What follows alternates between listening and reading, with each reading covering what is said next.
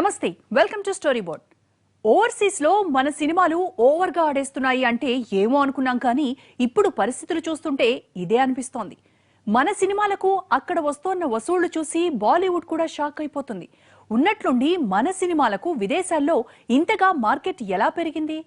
అసలు తెలుగు సినిమాలు ఓవర్సీస్ లో బాగా వేయడానికి ప్రధాన కారణం మరో నైజాంలా మారిపోయింది. నైజాంలో కలెక్షన్స్ ఎక్కువగా వస్తే సినిమా రేంజ్ అది డిసైడ్ చేస్తుంది. అంత పెద్ద మార్కెట్ గా నైజాం కు పేరుంది. ఇప్పుడు తెలుగు ఇండస్ట్రీకి ఓవర్సీస్ మరో నైజాంలా మారిపోయింది. గతంలో విదేశీ మార్కెట్ బోనస్, కానీ ఇప్పుడు అది లేకపోతే మైనస్. మన సినిమాల రేంజ్ ఇప్పుడు అక్కడ 20 కోట్ల వరకు పెరిగిపోయింది. బాలీవుడ్ సినిమాలకు మాత్రమే ఓవర్సీస్ లో భారీ మార్కెట్ ఉంటుంది, కానీ కొన్నేళ్ల నుంచి తెలుగు సినిమా కూడా విదేశీ మార్కెట్ ని డామినేట్ చేస్తుంది. ఈ ఏడాదైతే బాలీవుడ్ సినిమాలు కూడా మన ముందు తలవంచక తప్పలేదు. సల్మాన్, హృతిక్ లాంటి హీరోలను కూడా మన హీరోలు దాటేశారు. ఓవర్సీస్ అంటే ఇప్పుడు తెలుగు ఇండస్ట్రీకి వరకు ఓ సినిమా చేయాలంటే కేవలం తెలుగు ప్రేక్షకుల్ని దృష్టిలో పెట్టుకుని చేస్తే సరిపోయేది, కానీ ఇప్పుడు అది కాదు. ఖచ్చితంగా ఓవర్సీస్ ప్రేక్షకుల్ని కూడా దృష్టిలో పెట్టుకోవాల్సిన పరిస్థితి వచ్చేసింది. పెళ్లి చూపులు, ఫిదా లాంటి చిన్న సినిమాలకు బడ్జెట్ లో 80% అక్కడి నుంచే వచ్చింది. కొన్ని సినిమాలైతే ఓవర్సీస్ లో పూర్తి బడ్జెట్ ను వెనక్కు తెస్తున్నాయి.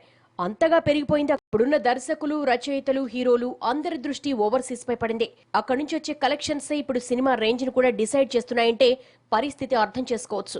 చాలా మంది హీరోలకు ఇప్పటికే అక్కడ అదిరిపోయే మార్కెట్ వచ్చేసింది. ఈ మధ్య అది ఇంకా పెరిగిపోయింది. కంటెంట్ బాగుంటే ఓవర్సీస్ లో చిన్న సినిమాలు కూడా పట్టం కట్టేస్తున్నారు ప్రేక్షకులు. మార్కెట్ ను తారస్థాయికి తీసుకెళ్లిన సినిమా బాహుబలి. మన సినిమాల ధాటికి బాలీవుడ్ కూడా చేతులెత్తేయాల్సిందే అని నిరూపించిన సినిమా ఇది. 100 ఏళ్ల ఇండియన్ సినిమా చరిత్రలో ఇప్పటి వరకు హైయెస్ట్ కలెక్షన్స్ వసూలు చేసిన ఇండియన్ సినిమాగా బాహుబలి 2 చరిత్ర సృష్టించింది. ఓవర్సీస్ లో దీన్ని మించిన సినిమా 2017 ఓవర్సీస్ మార్కెట్ ను తెలుగు ఇండస్ట్రీ కుదిపేసింది. మరి ముఖ్యంగా బాహుబలి 2 సమ్మర్ లో విడుదలైన ఈ చిత్రం సంచలనాలు సృష్టించింది. అసలు కలలో కూడా ఊహించని విధంగా $20 మిలియన్ మార్క్ అందుకుంది. ఇక్కడి సినిమాలు 1 మిలియన్ అందుకుంటేనే అద్భుతం, 2 మిలియన్ అందుకుంటే చరిత్ర. అలాంటిది బాహుబలి 2 ఏకంగా $20 మిలియన్. బాహుబలి 2 పై ముందు నుంచే భారీ అంచనాలున్నాయి. పైగా ఓవర్సీస్ లో బాలీవుడ్ సినిమాల రీతిలో విడుదలైంది బాహుబలి 2. తొలి రోజే $3 మిలియన్ వసూలు చేసి ఔరా అనిపించాడు బాహుబలి 2. బాలీవుడ్ లోనూ ఏ సినిమాకు సాధ్యం కాని రికార్డిది. ఒక్క విదేశాల్లోనే 200 కోట్లకు పైగా వసూలు చేసింది బాహుబలి 2. ఇక బాహుబలి కూడా $7 మిలియన్ వసూలు. 2 ఏళ్ల కిందటే బాలీవుడ్ కు సవాల్ విసిరాడు రాజమౌళి. అప్పుడే $7 మిలియన్ వసూలు చేసింది బాహుబలి. అంటే మన కరెన్సీలో దాదాపు 50 కోట్లు.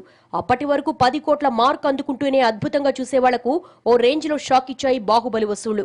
ఓవర్సీస్ లో తెలుగు సినిమా తిరుగులేని జెండా పాతడంలో బాహుబలి ప్రధాన పాత్ర పోషించింది.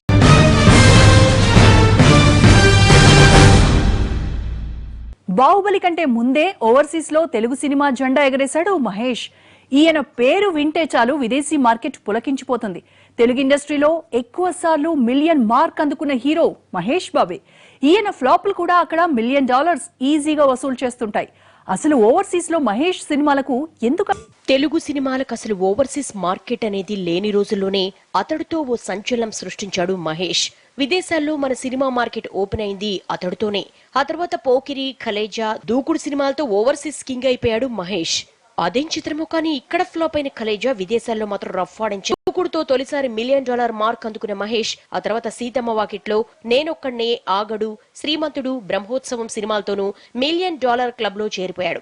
శ్రీమంతుడు ఏకంగా 2.89 మిలియన్ కలెక్ట్ చేసి నాన్ బాహుబలి రికార్డులను తన పేర రాసేసుకుంది. ఓవర్సీస్ లో మాస్ సినిమాల కంటే క్లాస్ సినిమాలనే బాగా ఇష్టపడుతూ ఉంటారు. మహేష్ సినిమాల్లో అది కనెక్ట్ అయ్యారు ఓవర్సీస్ ప్రేక్షకులు. పైగా కుటుంబ కథా చిత్రాలకే అక్కడ ఆదరణ ఎక్కువ. సూపర్ స్టార్ తన ప్రతి సినిమాలో ఇది ఫాలో అవుతూ ఉంటాడు. ఇక ఇప్పుడు విడుదలకు సిద్ధమైన స్పైడర్ కూడా ఓవర్సీస్ లో 20 కోట్లకు అమ్ముడైపోయిందనే వార్తలు వినిపిస్తున్నాయి. ఇదే జరిగితే స్పైడర్ ఓ సంచలనమే.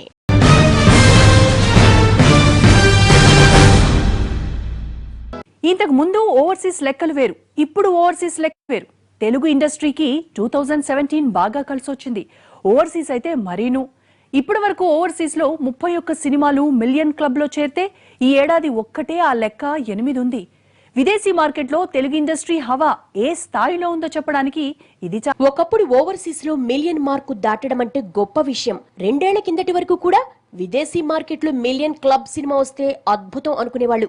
కానీ ఇప్పుడు ఇది కామన్ సీన్ అయిపోయింది. వచ్చిన ప్రతి హీరో మిలియన్ మార్క్ అందుకొని బాలీవుడ్ సినిమాలను కూడా రేస్ లోకి వెనక్కు నెట్టేస్తున్నారు. 2017లో ఇప్పటికే 8 సినిమాలు మిలియన్ మార్క్ ఈ ఏడాది విడుదలైన ఫిదా ఓవర్సీస్ లో సంచలనం సృష్టించింది. ఈ చిత్రం ఇప్పటి వరకు $2 మిలియన్ పైగా వసూలు చేసింది. నాన్నకు ప్రేమతో పేరు మీదున్న $2.2 మిలియన్ ను కూడా దాటేసింది ఫిదా. ప్రస్తుతం ఈ చిత్రం ఖాతాలో $2.5 మిలియన్ ఉన్నాయి.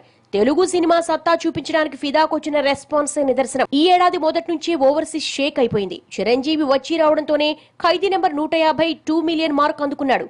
ఇక బాహుబలి 2 గురించి ఏం చెప్పాలి? ఈ చిత్రం విదేశాల్లో 200 కోట్ల మార్క్ అందుకుంది. గౌతమిపుత్ర శాతకర్ణి కూడా ఓవర్సీస్ లో 1.7 మిలియన్ వసూలు చేసి నేను లోకల్ తో నాని 3వ మిలియన్ మార్క్ అందుకున్నాడు. ఈ మధ్య నిన్ను కోరితో 4వ ఫీట్ సాధించాడు. తెలుగులో మహేష్, ఎన్టీఆర్ తర్వాత ఓవర్సీస్ లో 4 సార్లు మిలియన్ మార్క్ అందుకున్న హీరో నాని. అల్లు అర్జున్, డీజే, పవన్, కాటమరాయుడు సినిమాలు కూడా మిలియన్ మార్క్ అందుకున్నాయి. ఘాజీ, శతమానం భవతి, రారౌండై, వేడుకు చూద్దాం మిలియన్ కు చేరు. సినిమా మార్కెట్ ఉన్నట్టుండి ఇంతగా ఓవర్సీస్ లో బాగా పెరిగిపోవడానికి కారణం కూడా లేకపోలేదు. మన కథలన్నీ విదేశాల చుట్టూ తిరుగుతున్నాయి. విదేశీ మార్కెట్ ను దృష్టిలో పెట్టుకుని మన హీరోలంతా ఫారెన్ చుట్టూనే తిరుగుతున్నారు. అక్కడి నేపథ్యంతోనే సినిమాలు చేస్తున్నారు దర్శకులు. గత 3 ఏళ్లుగా ఈ ట్రెండ్. తెలుగంటే ఒకప్పుడు కేర్ ఆఫ్ మద్రాస్, ఆ తర్వాత హైదరాబాద్, కానీ ఇప్పుడు ఓవర్సీస్.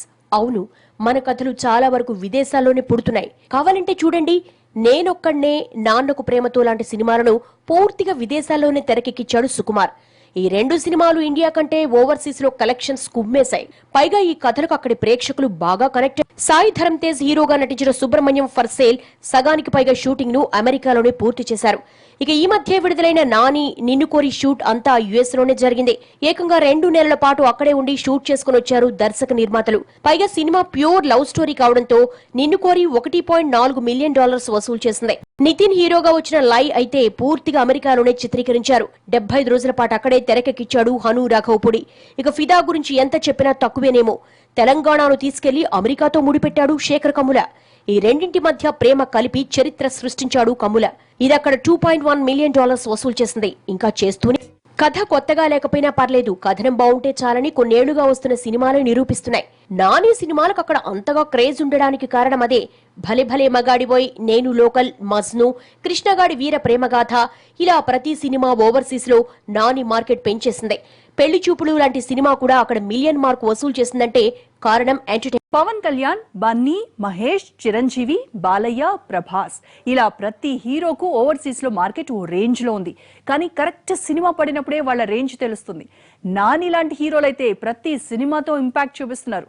విదేశీ ప్రేక్షకులు కాస్త నవ్వు, కాస్త ఫ్యామిలీ సబ్జెక్ట్ మాత్రమే అడుగుతున్నారు. ఇది ఇచ్చేస్తే ఓవర్సీస్ లో తెలుగు సినిమా జెండా మరింత బలంగా పాతడం ఖాయం. ఇది ఇవాల్టి స్టోరీ.